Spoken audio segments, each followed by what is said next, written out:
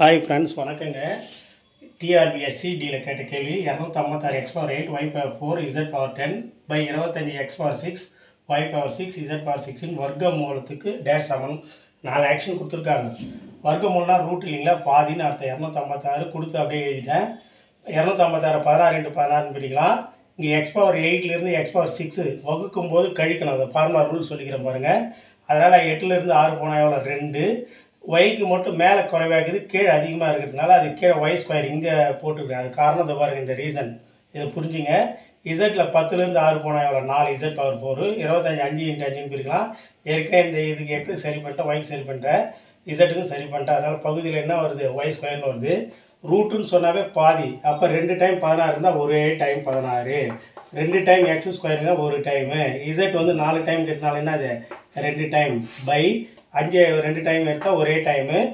அடுத்தது ஒய் இந்த வெளில எடுத்தால் 5y. இதுதான் நமக்கு இங்கே கொடுத்துருக்குறது.